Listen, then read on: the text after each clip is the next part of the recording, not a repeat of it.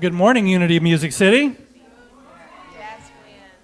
Happy Sunday to you. It's such a beautiful day. We're going to honor this day. We're going to honor each of you first by singing How Could Anyone? And we're going to honor this day by saying thank you for this day. So welcome to the sanctuary at Unity of Music City. On behalf of Reverend Deb Moore, I'm Ryan Gill. That's Jackson. That's Candy. That's Mary Grace. We're the sanctuary band. Let's all stand up and sing a couple of songs to get our energy up and get it focused on having a great service today.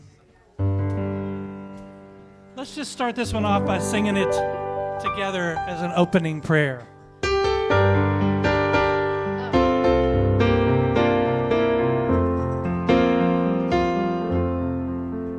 How could anyone ever tell you you were anything less than beautiful? How could anyone ever tell you you were less than whole?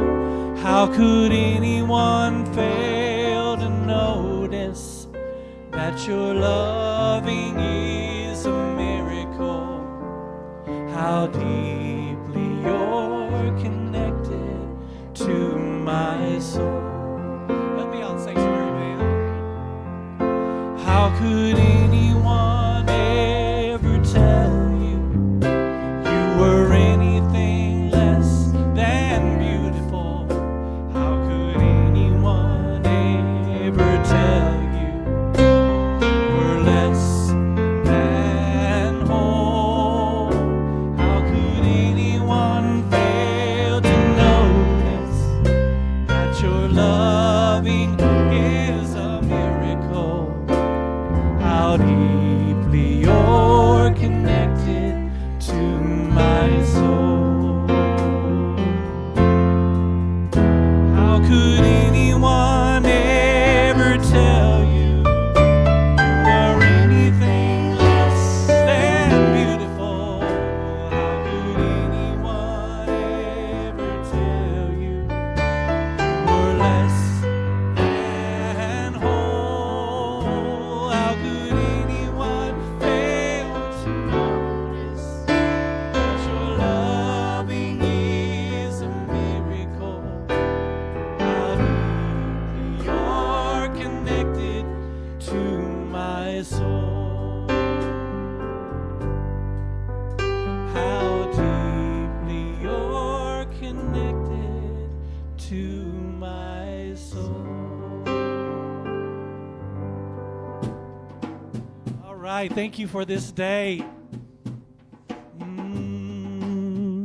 I want to say thank you.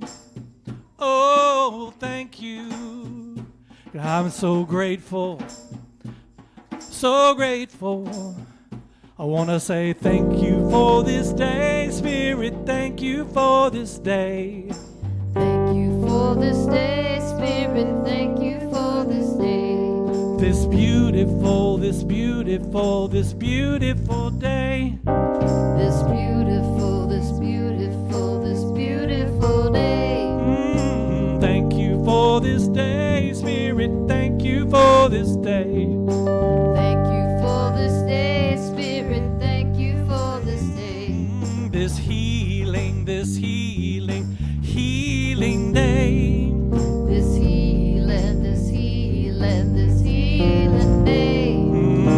Thank you for my friends, Spirit. Thank you for my friends. Thank you for my friends, Spirit. Thank you for my friends.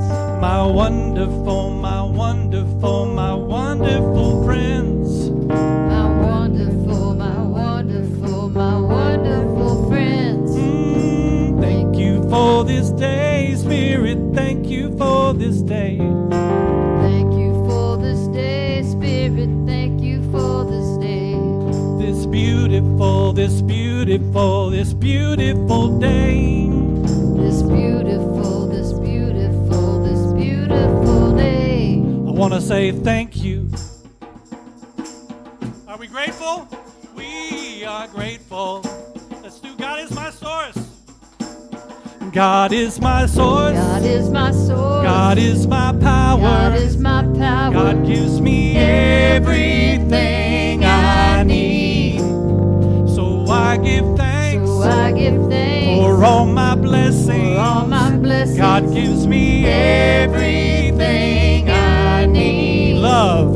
Love is my source. Love is my source. Love is my power. Love is my power. Love gives me everything I need. So I give thanks So I give thanks for all my blessings. for all my blessings. Love gives me everything I need. Peace is my source. Peace is my source. Peace is my source. Peace is my power. Peace is my power. Peace gives me everything I need.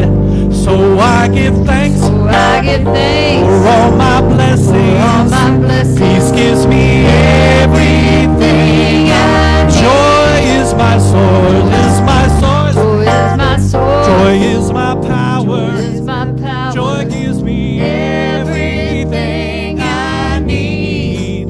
So I give thanks So I give thanks for all my blessings. for all my blessings. Joy gives me everything. I need. God gives me everything. God gives me everything I need. God gives me everything I need.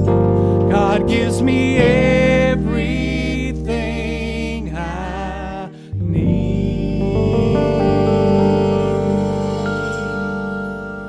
Whew, thank you so much. I think we're in the flow right now. All right, let's give a special blessing to our youth as they prepare to leave and go do their thing. Everybody together, let's say it. Youth of Unity of Music City, we see you, we love you, and we bless you. You're a shining star for all to see what your lives can truly be. So it is.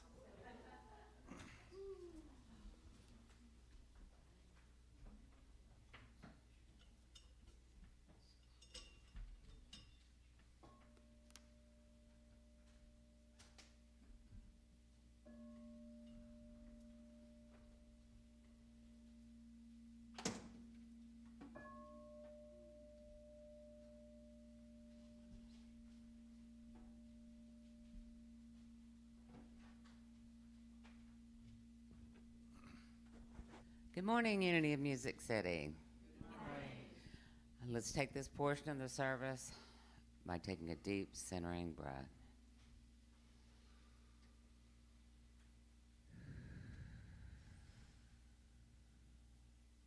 Today's centering thought is, love, joy, and peace are my highest spiritual principles.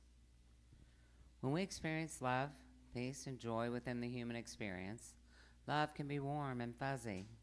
Peace can be calm and tranquil. And joy can be happiness on overdrive. But when we experience these emotions, the divine presence that lives in us all, we can have a deeper, richer experience that can totally transform our lives. When we embody divine love for all of creation, we can feel the interconnectedness of all life. In divine love, we have a genuine desire to see the best in everything. We are open to seeing everyone as who they are, a divine child of God. When we know to our soul that we are a child of the divine, we can experience joy like a little child. From this perspective, finding joy is easy because we know that the creator of the universe has it all under control, and joy is our divine birthright. Peace comes from more than a fleeting feeling because we know that in God, all is well. Life is good, and we are truly blessed. The deeply rooted peace of God extends over all creation, and we appreciate every encounter as an aspect of the divine.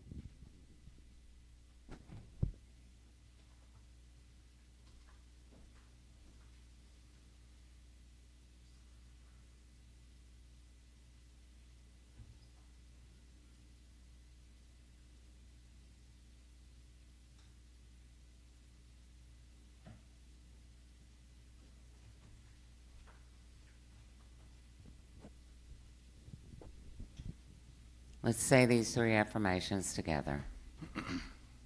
I see love in every person and every situation. I see love in every person and every situation. I experience true joy when I know that I am a divine child of God. I experience true joy when I know that I am a divine child of God. I begin each day in gratitude and end each day in peace. I begin each day in gratitude and end each day in peace. And so it is. When I know to the depths of my soul that I am a child of God, then I can experience true joy. Have you ever experienced true joy? You know, there's a place called Buzzard's Roost in Fiery Gizzard. When you're going down close to Fall Creek Falls and you're hiking those trails, there's this gorgeous spot that juts out over this really deep gorge. And when I sit there and I look out, for some reason, it's easy for me to feel like I'm a divine child of God. When I am in traffic on Monday mornings, however, not so much. So our challenge is to mesh the two, to always be looking at life through the eyes of who we truly are, which is a divine child of God. If we can get there, life will be amazing. You know, even more amazing than it already is, right? So welcome, everybody. Welcome to Unity of Music City. I think I've given you a good explanation of who we are as a spiritual community just by doing that statement. Thank you so much for bringing your energy to play with ours. You are so appreciated. This spiritual community exists solely for you because of you. Everything we do comes from you. So we appreciate you being here and contributing to this effort that we hold so dear to our hearts. All right, well, I do believe, what do we have next? We have some announcements maybe? Let's do it.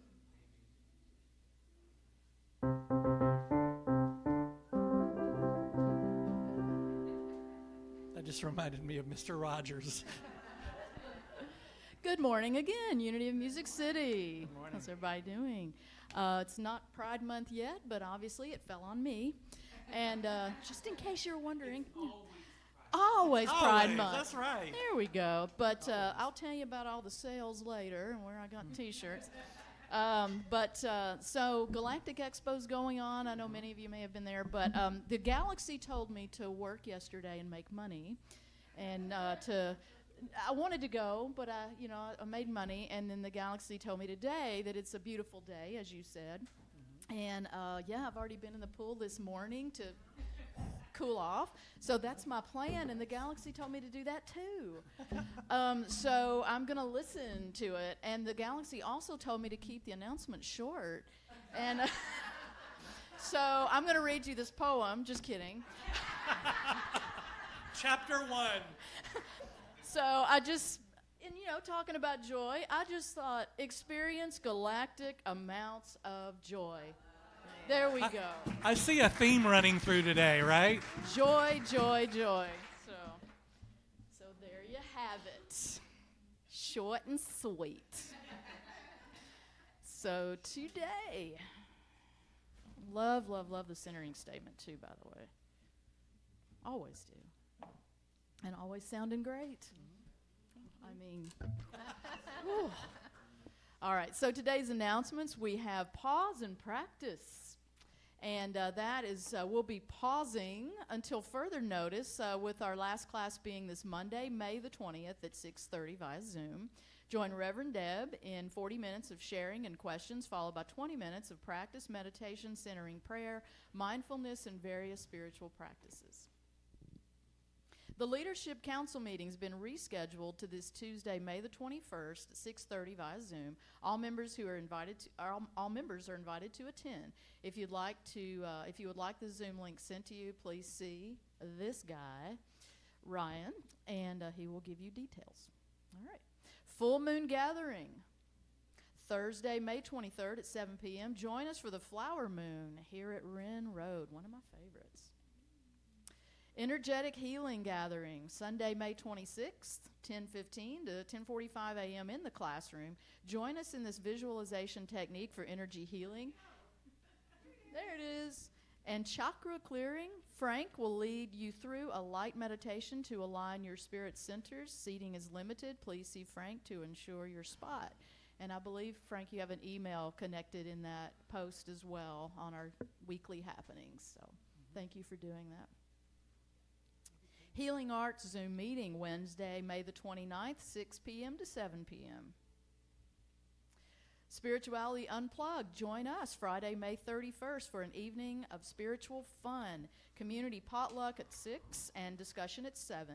If you prefer, come for the discussion only. No need to reserve a spot. Just show up. Love that. The next happy class is Thursday, June 6th. That's 6:30 to 7:30 p.m. Move and groove with cardio drumming, then relax with Reiki, aromatherapy, and essential oil treatments. Cost is $20 and space is limited, so sign up, please, at the bulletin board in the front room. And everyone is invited to Unity Family Fun Skate Sunday. Oh my gosh, I'm going to have to learn to skate quickly. Scoot. Can you hold on to the, okay. June 9th at Rivergate Skate Center. Y'all know where it is, right? Just Right around up the the corner. road. Yeah. It's at 1 o'clock. Everyone will cover their own family fun admission and skate rental. See Steph for more information. Sounds great. As long as there's a disco ball in the middle still. I think there would be. 2 of them. Oh, yeah. I'll learn to skate very quickly now. All right, so all activity or meeting links and contact numbers can be found on the website, the weekly happenings, Google Calendar, or y'all know what you can do. You can always email the church. That's right. All right, back to the music. Unity of Music Center. All right, it's time to sing again. We started a new monthly mantra last week, which is kind of an old classic song that many of us grew up with that we wanted to revisit because it was, I don't know, I'm speaking for myself, it was very important to me as a kid growing up to know that there were other kinds of songs besides songs. That's what I know. You know what I'm talking about, right? Right? That's right. It's most genres. That's most genres. So let's revisit Sweet Surrender by John Denver today. We started learning it last week, so let's see how we can remember it today. You're welcome to stand as you are able. If you'd like to sit, that's great too. Do what you feel. And as we sing this song, really think about what the lyrics say. Sweet surrender, live without care.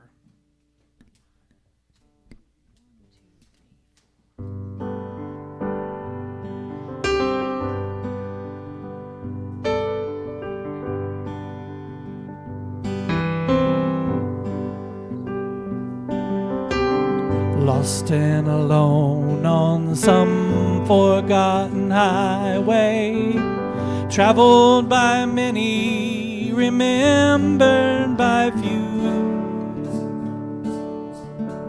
looking for something that I can believe in, looking for something that I'd like to do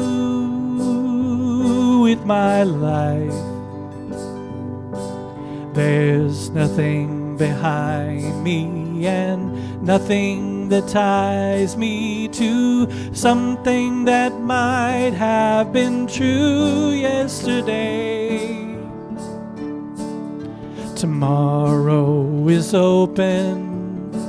Right now it seems to be more than enough to just be here today. And I don't know what the future is holding in store. I don't know where I'm going. I'm not sure where I've been. There's a spirit that guides me, a light that shines for me. My life is worth the living, and I don't need to see the end. Sweet, sweet surrender. Live, live like a fish in the water, like a bird in the air.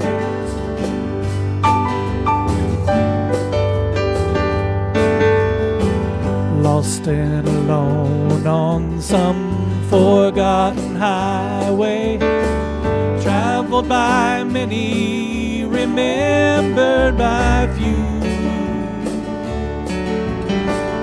looking for something that I can believe in, looking for something that I'd like to do with my life. There's nothing behind me and nothing that ties me to something that might have been true yesterday. Tomorrow is open. Right now it seems to be more than enough to just be here today. And I don't know what the future is holding in store. Know where I'm going, I'm not sure where I've been. Heart that guides me, light that shines for me. My life is worth the living, and I don't need deceiving. Sweet, sweet surrender. Live without care, like a fish in the water, like a bird in the air. Sweet, sweet surrender.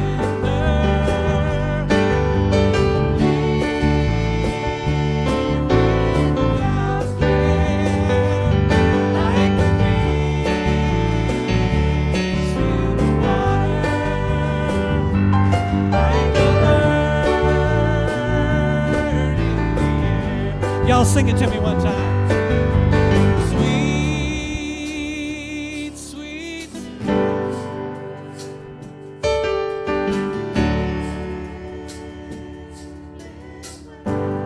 Y'all sound good.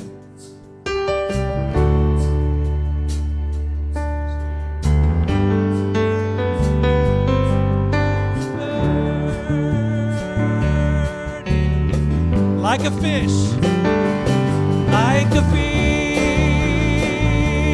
in the water, like a bird in the air.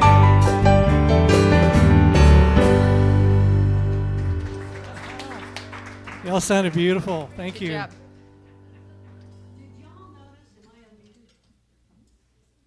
Did y'all notice that Ricky Skaggs had joined our band?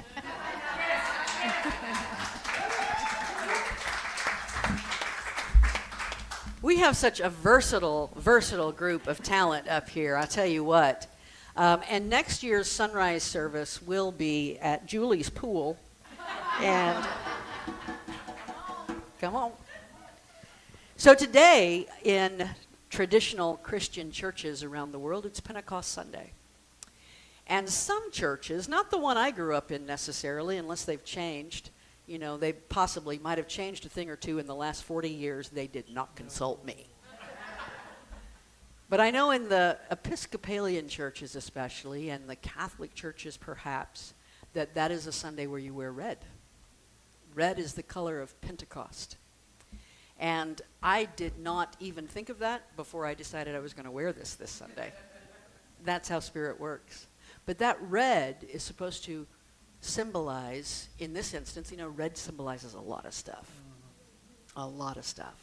But in this instance, it symbolizes joy and the movement of Spirit. Because Pentecost was the day when the followers of Yeshua were waiting on the Holy Spirit that he promised, right? And so what happens is on that day, their angels were bound to their icons. If that doesn't make any sense to you, go listen to the last couple of talks on YouTube. On that day, their mind, body, and spirit was aligned, right? Valerie said something to me just before service about someone she had heard saying, when our hearts learn to think and our heads learn to feel. Right? Isn't that nice? And so that's what Pentecost is all about. So I invite you to just settle into your chair. And close your eyes if that feels comfortable to you. Do whatever it takes for stillness to take precedence.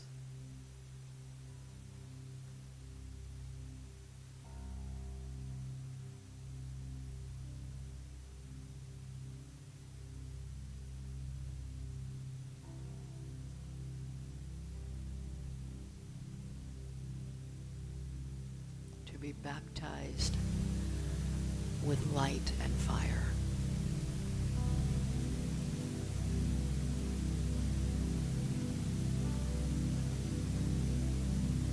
To be anointed with love, peace, joy.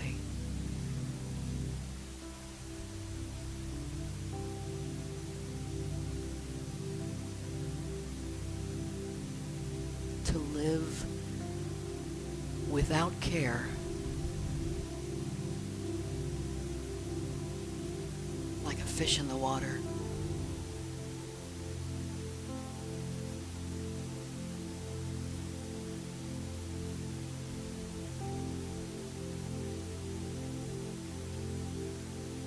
This is what living in alignment with Spirit is all about.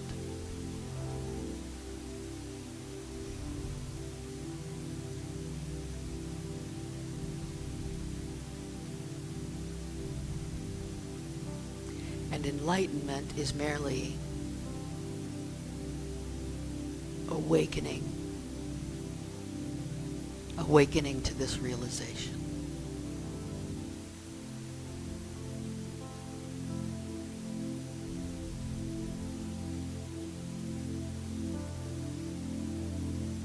Uncovering the Spirit that already lives within you.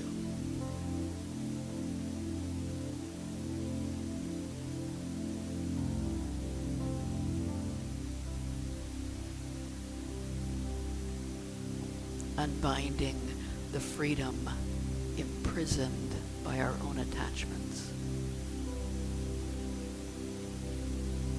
And letting freedom be.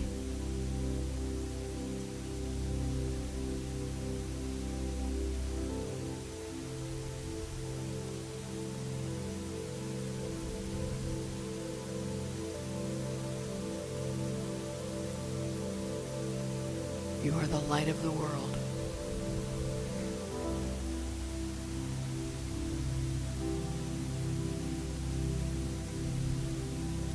And shining that light requires nothing but uncovering your true essence.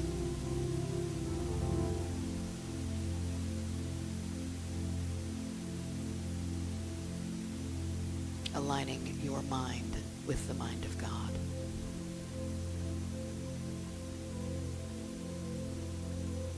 Aligning your heart with the heart of the Divine Mother.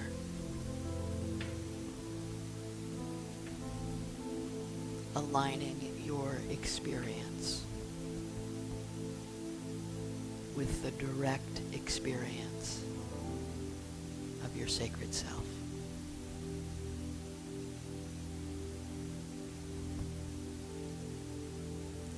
I invite you into the stillness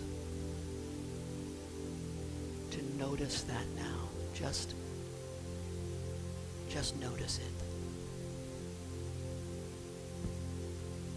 Just acknowledge the life that is the source of you.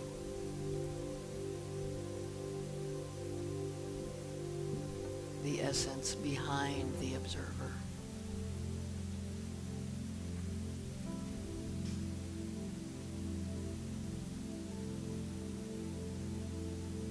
Notice it now in the silence, in the stillness.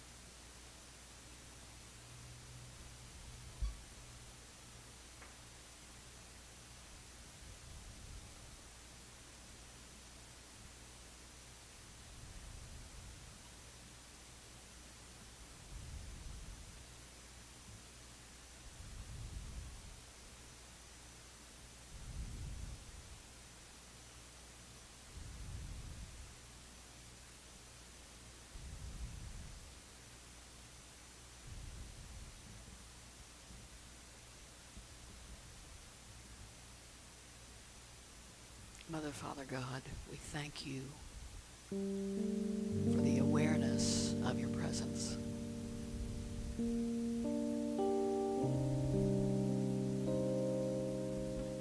And we ask for divine aid in helping us to remember, to uncover,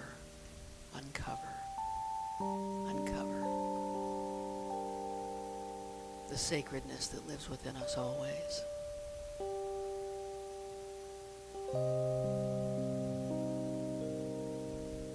We know who we are, but we forget.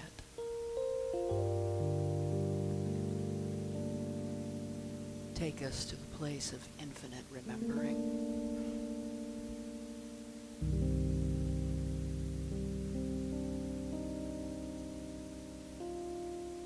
Nurture us on our journey. Oh, Mother God. So it is.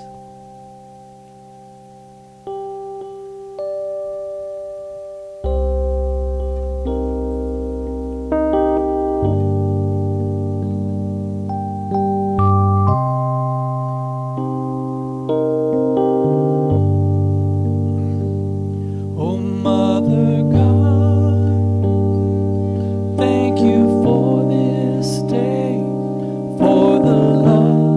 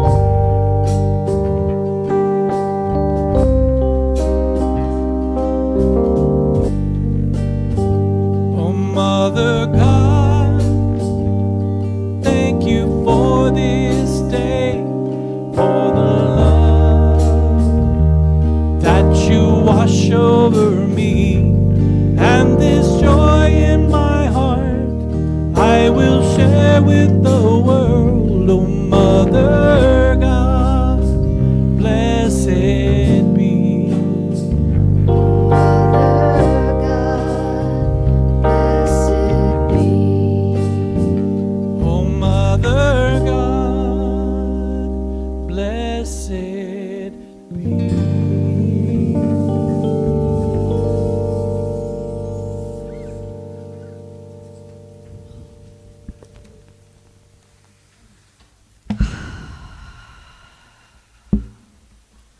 That felt so good. I'm just like, I'm a little high. Not really. In case, this gets out. For all of you listening online, I'm not really high. But I'm feeling a little high from that, right? That was just fantastic, amazing, wonderful experience. Look at this. All this color. The Oneness Kaleidoscope is what we're talking about today. Isn't that exciting? Last week, I had talked about the kaleidoscope metaphor in regards to something that we're kind of just initially discussing as a community. And that kaleidoscope metaphor came to me after the fact. It was one of those things, the best things always do it that way. And I had pretty much the whole talk written, and that's when the kaleidoscope metaphor, that is the collective noun for butterflies, right? A kaleidoscope of butterflies. Isn't that precious? I loved that. And I loved this group, this transformative symbolism of the butterfly. I wanted a different name for a committee or a group or a congress or a whatever you call a task force, right? And I think a kaleidoscope is a lovely term.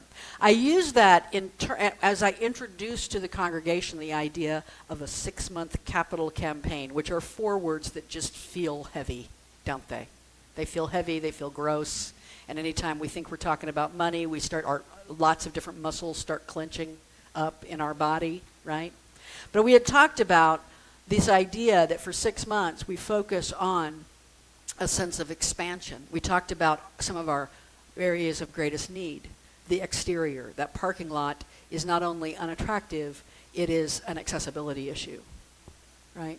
That our front sign is bent and it's temporary and it doesn't look as nice as it could. We could expand our parking. We could maybe even paint the brick and look like we belong in the 21st, what century are we in? 22nd century? I don't know, whatever. And then we talked about our youth and how much we love them, and then we shove them into one end of our lobby. And how wouldn't it be nice if we could build an expansion or something that said, youth, you are important to us. You are the future. We value you. And then we talked about the need for possibly interior expansion. I do believe in if you build it, they will come kind of mentality. And when people come to a community like this, and it's kind of almost looking full, they might think, well, maybe I won't go. It's hard to find a seat, whatever. I don't know. But what I'm talking about is about far more than raising money or accomplishing physical change. That's really not what I'm talking about at all.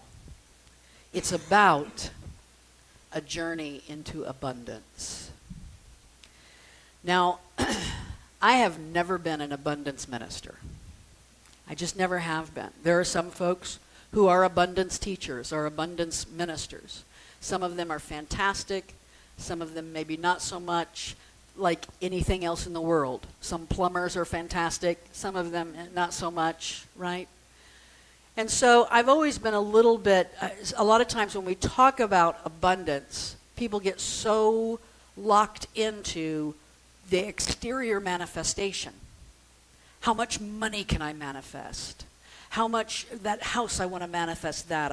It's all exterior, right? Rather than, I want to shift the idea of abundance from an exterior manifestation to an interior awareness. Just a kind of embodiment, right, of spirit. There's a quote I posted this week on our social media by my favorite Indian writer, Rabindranath Tagore, and he says, everything comes to us that belongs to us if we create the capacity to receive it. Everything, in other words, relax.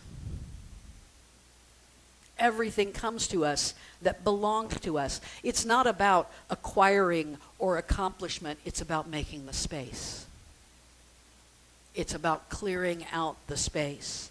It's about that kenosis that we've been talking about, that emptying out of self, putting ego in its place. Ego is a valuable tool, and we have that tool in our tool belt all of our lives while we're on this planet, whether we like it or not. That ego walks around with us. Who is that? I don't know. He just follows me everywhere I go, right? That's just, it's going to be with you. It is your companion. But we just have to put it in its place. It's not in charge. It's a tool. It carries out great functions for us. It is not in charge. I saw a quote this week. Someone online said something about, the more you understand the ego, the more you know it can't be trusted, right? It cannot be trusted. And it reminds me a little bit of a time years and years ago. I believe I was probably in my 20s, and it was a New Year's Eve. And because I was in my 20s, and I had run from the Nazarene church on New Year's Eve, it meant I was drunk, right? Because we weren't allowed to drink. And so I'm in my 20s. I'm sowing my wild oats, and about 1:30 in the morning, I call my friend in Alabama, sobbing. What am I doing with my life? Right? You know those kind of phone calls, like 1:30 in the morning. And my friend, who was already asleep, bless her heart, listened to me, listened to my little drunken self with angst for a long, long time. And then she said something that I've never forgotten. She said, Deb, nothing and no one, not even you, can keep you from your destiny. Nothing and no one, not even you. You're not powerful enough to keep you from where Spirit is taking you. Whew. Isn't that exciting? I mean, that just like, the pressure's off, man. Like, just relax. Go with the flow. It's not about following the right steps or networking or marketing. Every time that I had a new job and they say, you got to get out there and network, I was just like vomiting inside. It was like this little, oh, God, I can't stand it. I can't stand it. I mean, you can do those things. They're not bad. They could be exactly what you're being guided to do, but the guidance comes from within. And sometimes that little internal vomiting was guidance saying, this is not your path. I need to lead you somewhere else, and I'm going to make this feel so bad for you right now. We often associate abundance with buckle down, work hard, nose to the grindstone, collect 50 new leads every week, Protestant work ethic. And there is nothing wrong with the Protestant work ethic. I'm a fan of it. I'm a big fan of the Protestant work ethic. I have to keep my mouth shut sometimes because I am one of those sometimes like, you know, work will solve that situation. A paycheck would solve that problem for you. Yeah.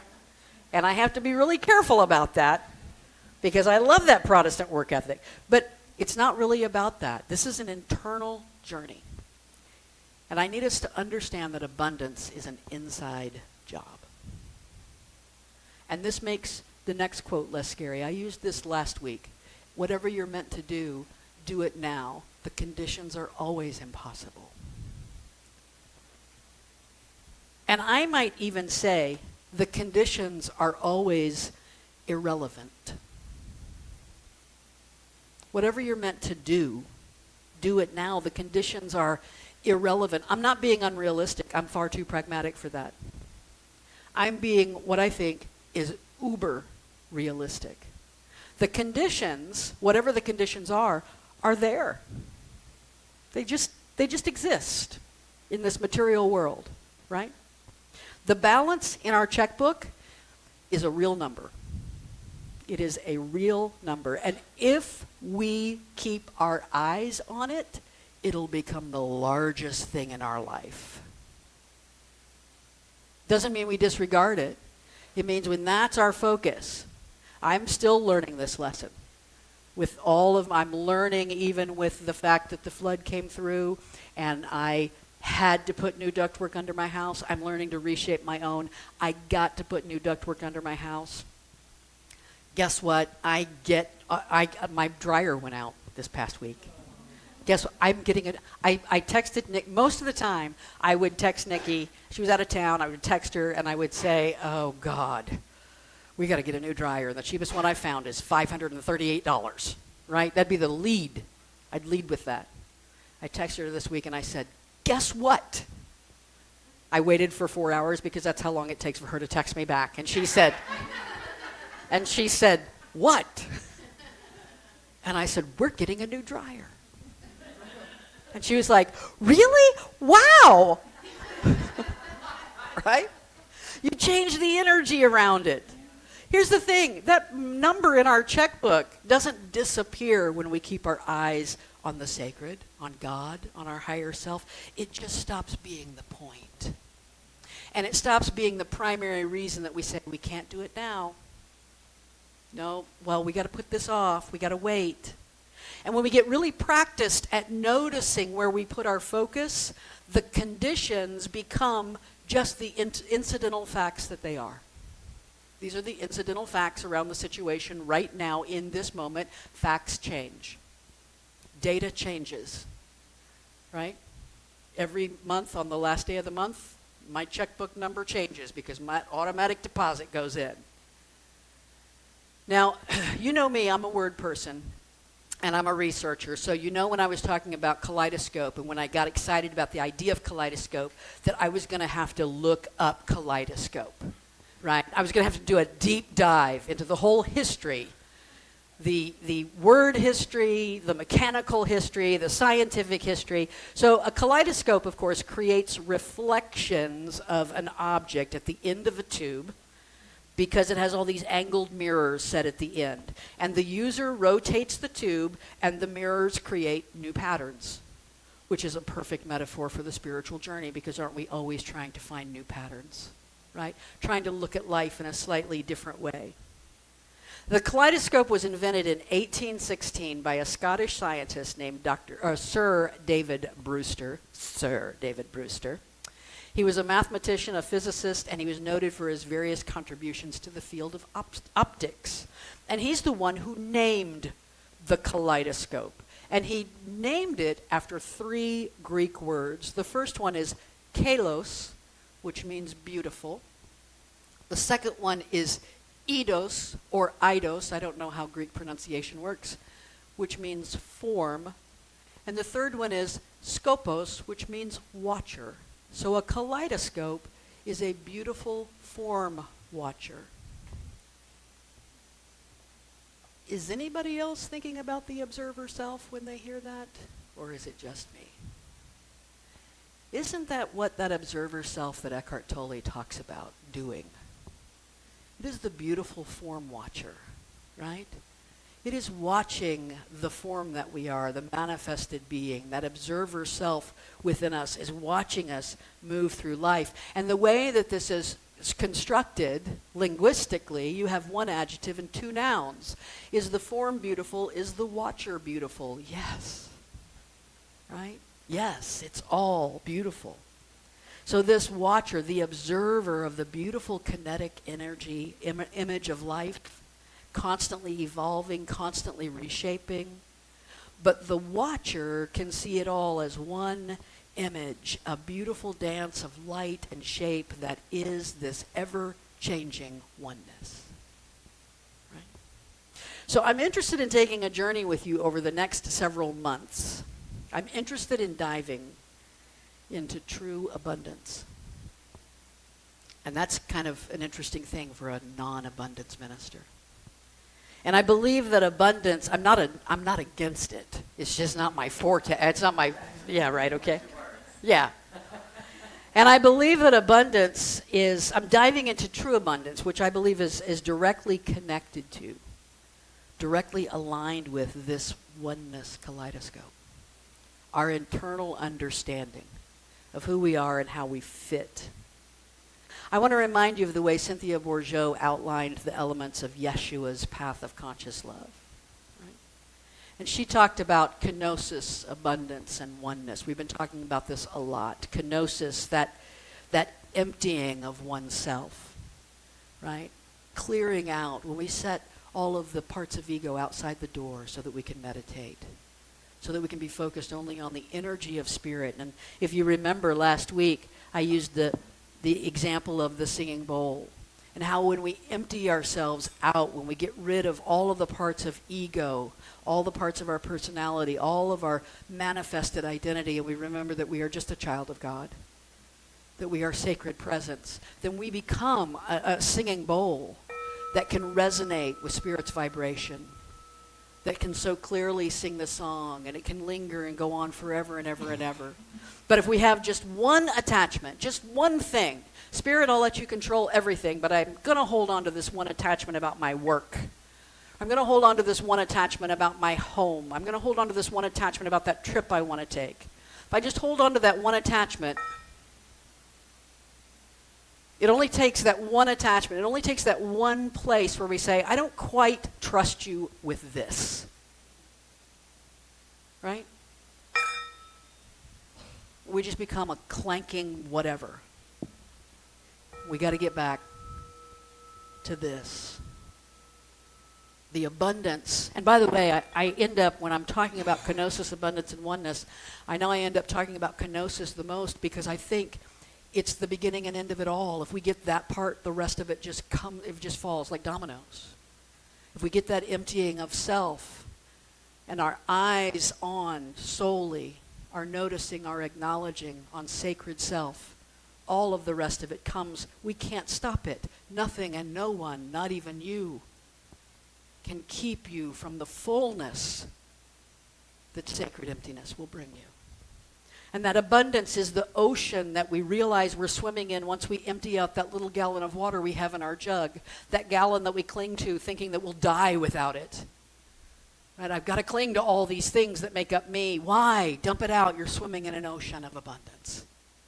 It's all around you. And that oneness, what the Gnostic Gospels call singleness. In some of the Gnostic Gospels, this is the way it's referred to. And Bourgeot talks about this. This is one of the reasons why a lot of people got mistaken and they started connecting Jesus' sacredness to his bachelorhood. Right? That singleness. And so in most of Jesus' followers, all of his immediate followers spoke Aramaic. That's the language they spoke. And one of the earliest titles given to Jesus by his followers was Ihidaya, an Aramaic word. And it means the single one, or more correctly, the unified one. The very first thing that his followers recognized about his energy was that he was aligned with Spirit. His mind, body, spirit, it was a oneness that he was living in and moving through. I mentioned something last week that I want us to consider again. So this idea of Jesus as the single one, the unified one, begins with unity within.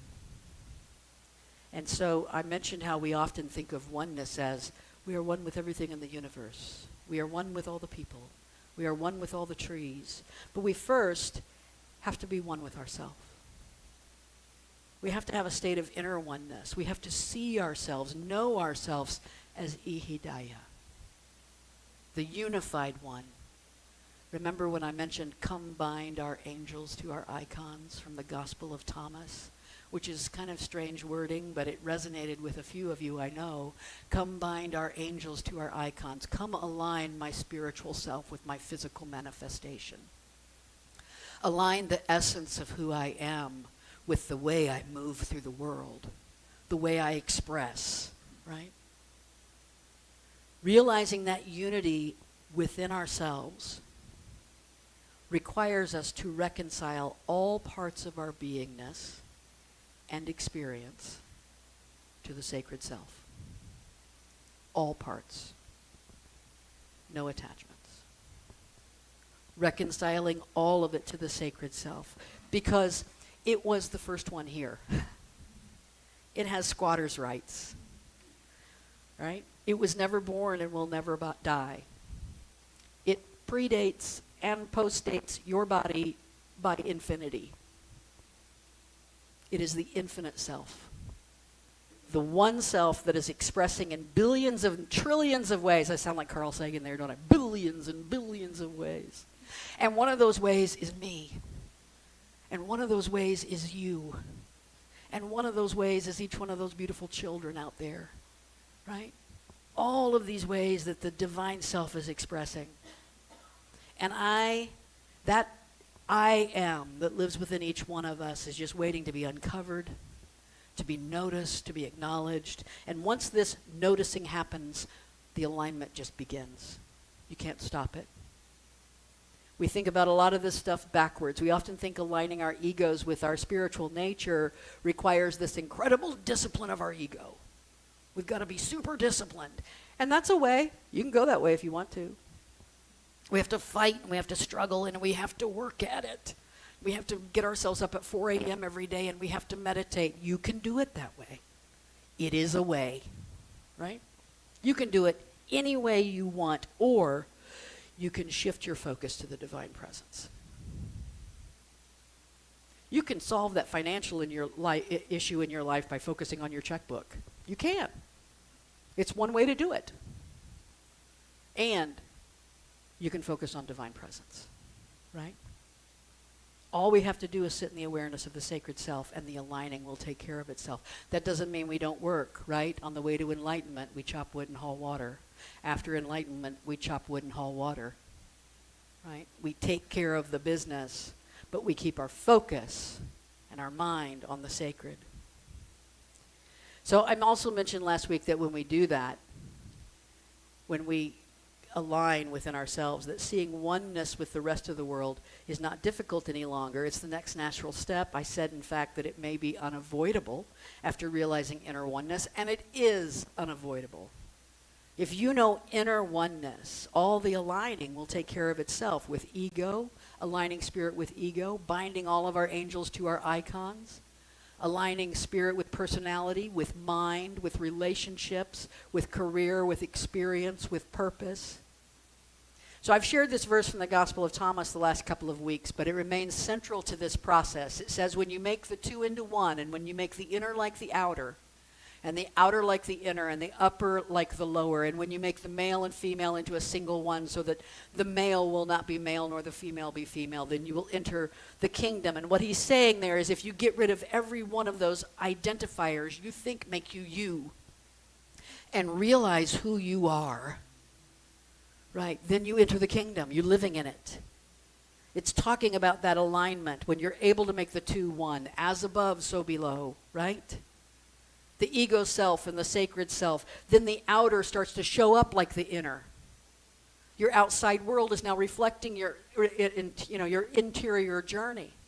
How many times I've done this? You don't have to admit this. You do not have to admit this. How many times have you gotten ready for church on a Sunday morning and thought, now what do I wear, or what do I say, or how do I hold myself so I look really spiritual? Like, let me make sure that I go in and I'm very, very spiritual, and people see that I'm evolved and I'm, right? Yeah. Here's the thing. If you're aligned inside, you don't have to worry about what you do outside. Your outside's taking care of itself. It's going to show up how it's going to show up. And sometimes it's downright goofy. And that's spiritual too, right? Everything shows up the way it is aligned inside. Our outside world reflects our inside world. Now, we have to be a little bit careful with this. This is where I think abundance, when we talk about abundance and we talk about this concept, we have to be careful about this, because it's a concept that some have used to pass spiritual judgment on others. You're struggling? Well, you must not be aligned, right? And conversely, oh, they're living in abundance. They're blessed above all others somehow. Sometimes people live in material, financial abundance because they're only focused on the checkbook, and that's all that matters to them. And guess what? Some of those people will acquire a lot of wealth in their life. Bully for them. Good for them. Doesn't make them any more aligned inside, right? It pays to keep in mind that Jesus wandered around without a lot of money. I mean, I've heard Judas was the treasurer, and I'm sure that his little band of people who followed him considered some of these practicalities, like, when are we going to eat again, right? I'm sure they thought about this stuff. Jesus was offered all the riches of the world in his temptation, and he turned them down. He said, that's not the point. That's not where my focus is. That's not where my eyes are. So it's not necessarily a physical wealth we may reflect. It's going to be whatever is needed, whatever Spirit has for you. You can't keep yourself from it. Whatever is yours is coming to you. All you have to do is create the capacity for it. It's a spiritual abundance that is evident. Can you imagine walking up to Jesus and saying, you know, if you were getting it right, you'd be rich. You'd have all the money in the world. Can you imagine walking up to Gandhi and saying, you just don't get it? Sitting there with your pretty little loom. Isn't that precious, right? Can you imagine walking up to monastic people, monks who have given up, they've given up all of the pleasures of life. They have stripped themselves of all material wants and telling them that somehow they're doing it wrong. Let me tell you, there is nothing wrong with the material. We have to keep it in its place, just like the ego. The material is the ego expression, right? And so receive it, take it, enjoy it. I love the practical idea of getting our parking lot. I will receive all the money we can receive to get that parking lot made, and that will never be the point. That will never be the point. This alignment requires awareness. You can't ignore the sacred self and expect to become aligned. And the best way I know how to do that, the only way really, is to go into the silence, to go into the stillness. Right? You can call it meditation, you can call it centering prayer, you can call it sacred silence, but there's a stillness that seems to be required for this moment of awareness. And that makes sense. Uncovering the divine presence requires making the busyness of our ego self quiet. You are not the point right now. Mind, you are not the point right now. Right? And when we get still and we empty ourselves to make space for the sacred, and we align, and the two become one, the inner like the outer like the inner, and we find that abundance already is. It is. The poet Rainier Maria Rilke said, "Since I've learned to be silent, everything has come so much closer to me." That's kind of the magic of spiritual understanding. I don't have to go after everything. What is mine is coming to me. Right? I just have to stay in alignment. Since I've learned to be still, goodness just seems drawn to me. It is such a personal power. And we know it's a true power because we don't have to exercise it. We don't have to lord it over anything or anyone. It just is. It's just a seat of personal power. And this is the key to abundance. This is what we're going to explore. So one of the books we're going to use to explore this is Michael Singer's The Surrender Experiment. I'll be referring to this quite a bit. Michael Singer, and you know, if you want to give somebody validity, just show their picture with Oprah. So he's, yeah, he's real. He's a real guy. He's written like 2 books that I know of. They're both amazing. If you haven't read either one of them, they're both worth your time. One is called The Untethered Soul, which is fantastic. But the one we're going to look at is called The Surrender Experiment, My Journey into Life's Perfection. And it's about this very thing. It's about letting go, just aligning and letting all of the goodness come to you. And he begins in the beginning of his book talking about his awakening experience and how he just wanted to stay in that beautiful, peaceful space when he first kind of awakened to this. I just want to live here. You know that feeling? I just want to go live on top of a mountain and go om all day long, right? This is so peaceful. This is so wonderful. And this is what he says. He says, after 2 to 3 weeks, the unassailable inner peace began to develop cracks. These cracks allowed the voice of my personal mind to leak back into my sanctuary of silence. I struggled to get it back. Oh, did I struggle. But the struggling itself was inconsistent with the absolute stillness. This, I believe, is the key. We have to get this. We have to get this. The struggling. How many times have you been meditating? Your mind comes up with a thought, and you're trying to push it away, and it just gets bigger. And we finally learn over time we can't push it away. We just got to allow it to come and allow it to leave. Just allow it. Because the struggle is the anti-energy of alignment, right? The struggle is an attachment. I have to struggle. I need this to get back to a certain, I'm attached to this feeling getting back to a certain place.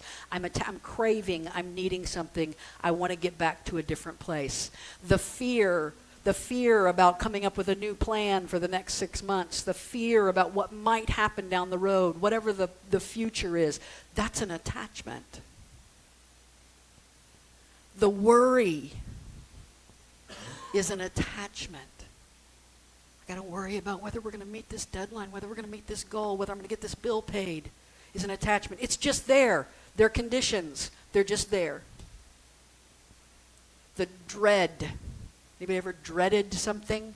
Oh my gosh, a friend of mine always used to say the dread is worse than the doing, and boy was she right.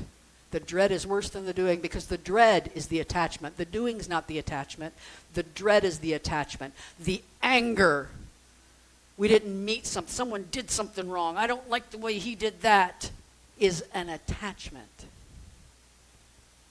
The disappointment is an attachment. What happens next year when we didn't raise any money? We look exactly the same. The parking lot has some temporary patches on it. You know what? Still joy. Still joy. Because anything else is an attachment. The idea of success is an attachment. The idea of failure is an attachment. All of these feelings we get around, we take care of business. We stay aligned with the joy, the peace. We keep our eyes on what matters. This is why we let go of attachment, because if we decide to do a capital campaign, which has got to get a new name right away, if we have this kaleidoscope of people come together to do something great, to make something happen, to perpetuate, to progress, to move forward, then it will only be swimming in abundance if it is free to do so. If we've created the capacity to receive it, if we're not attached. Not attached. And I'm interested in us practicing together an awareness of abundance that exists only in our clear, clean, empty, ready spiritual space. So one of the manifestation books I refer to a lot, and I'll be talking about over the next couple of months, is a classic, The Laws of Manifestation by David Spangler. And this is what he says. It aligns a lot with the way I see it. My approach to manifestation was based simply on manifesting a quality of being and letting life configure itself to me the way a flowing stream shapes itself around a boulder in the water. It was based on being connected to my own inner inspiration and sense of calling and connected to the world around me. In my terms, manifestation was not about attraction so much as it was about incarnation. Beingness. Sometimes they're used interchangeably, but I think it's worth noting the difference between manifestation and abundance. Abundance is a noun. It is. Manifest is a verb. And manifestation is a verb that's been turned into a noun by something us English professor types call nominalization, which is another way of saying weak writing, right? We've taken a verb, something with action, we've turned it into a noun, something that just sits there. Right?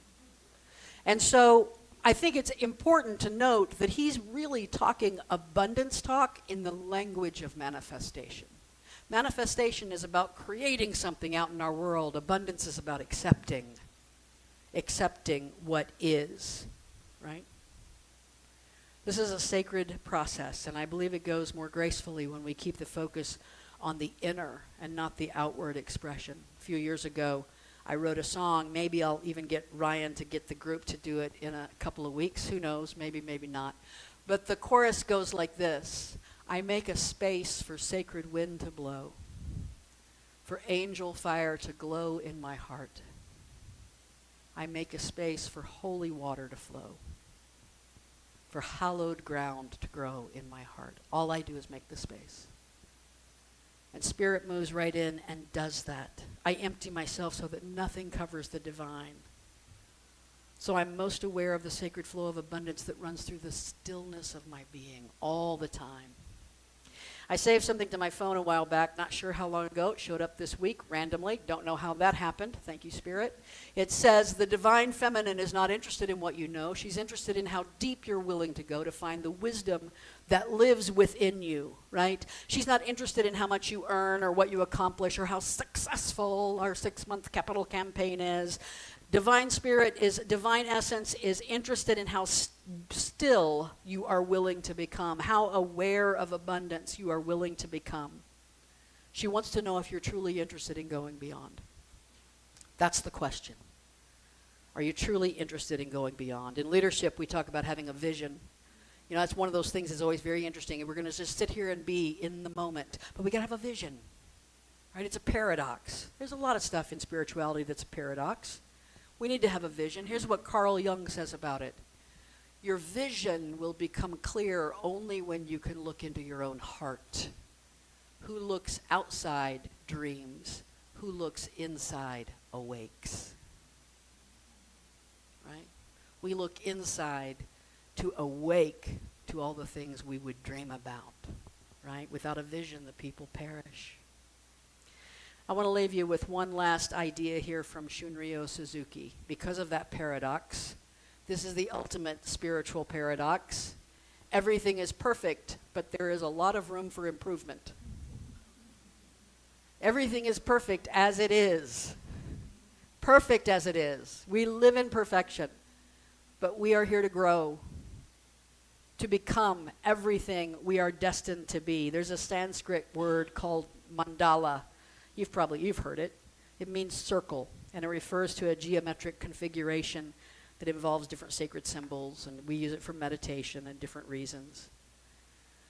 I like the kaleidoscope because it's in movement. It's like a living mandala, which is what we are here, a living mandala. Our collective surrender experiment will be stepping into the living kaleidoscope of oneness, being beautiful form watchers of our own experience and the shared experience of this community. Namaste.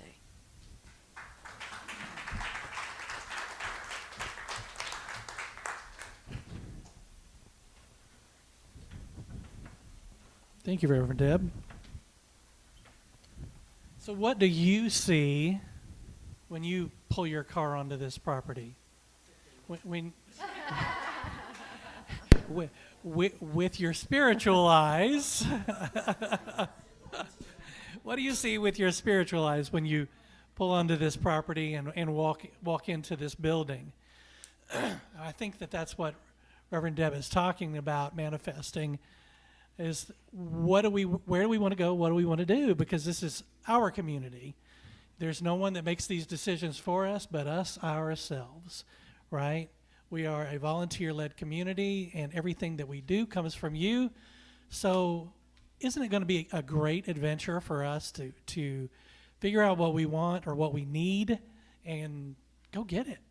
Just go get it, right? Let's get in that river and float downstream, right? I can tell you where all of that starts is with us being grateful for what we have. Frank teaches me this constantly, that it's great to dream about other things and always be thinking forward thinking, but if you don't love what you have now, if you don't appreciate what you have now, then you don't have a solid foundation for where you're going. So I'll start off. I am grateful for this property. I am grateful for this building. I am grateful for the community that we have sitting in these seats right now. What are you grateful for today? Oh. They are the symbol of resurrection. Ooh, that is the ultimate symbol, right? Symbol, right. And I read an article that said their presence creates an abundance in nature for at least a decade. Mm-hmm. Yeah. Because there's more food for the birds to eat. Therefore, there are more birds born. They aerate the soil. Yeah. It increases when they Okay, I'll tell the people online we're grateful for the cicadas because of everything that they do for the abundance on this planet in nature. What else are we grateful for?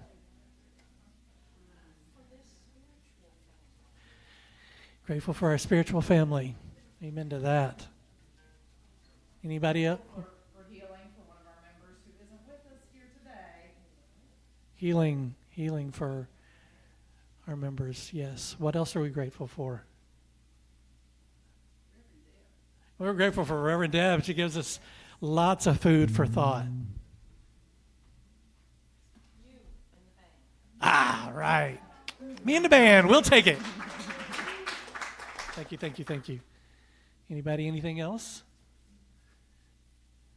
All right, well, I appreciate all of you, and I appreciate all the contributions that you make for us, because we do live in a world of infinite abundance.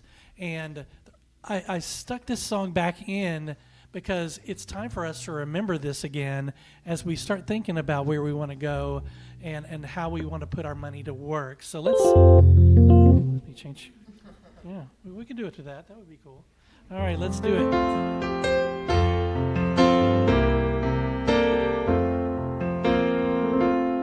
I live in the midst of infinite abundance. I give freely and fearlessly to life.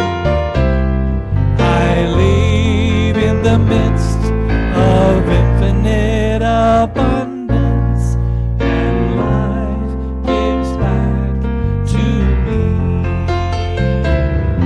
I live in the midst of infinite abundance. I give freely and fearlessly to life.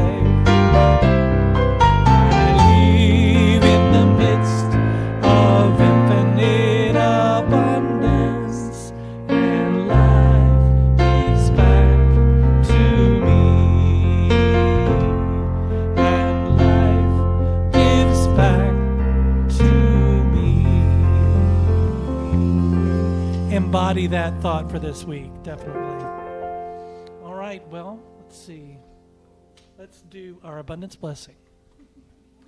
Divine love flowing through me blesses and multiplies all that I choose to give and all that I am open to receive. Beautiful bookend for that. All right, let's see. Do we have anything else that we need to go over? I don't know which way you jump it around on. Well, you know, hey, let's do it different this week. I got prayer for protection. I got some light. Okay, let's stand up and do the prayer for protection as we prepare to leave. I'll remind everybody to check the What's Happening newsletter that comes to your emails on Tuesdays to remind you of what's going on throughout the week. And let's say the prayer for protection together. The light of God surrounds us. The love of God enfolds us. The power of God protects us. And the presence of God watches over us. Wherever we are, God is, and all is well.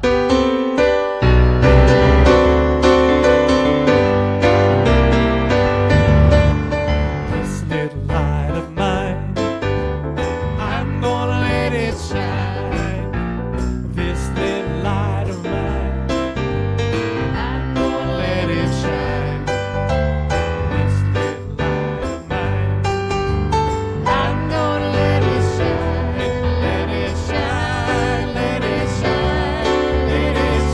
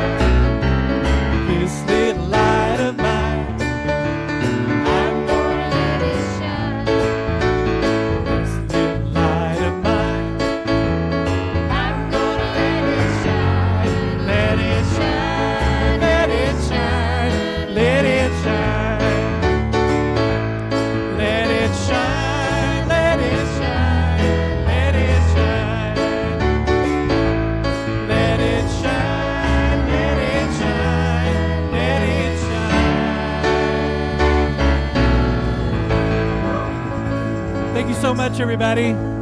Go forth and prosper. We'll see you next week.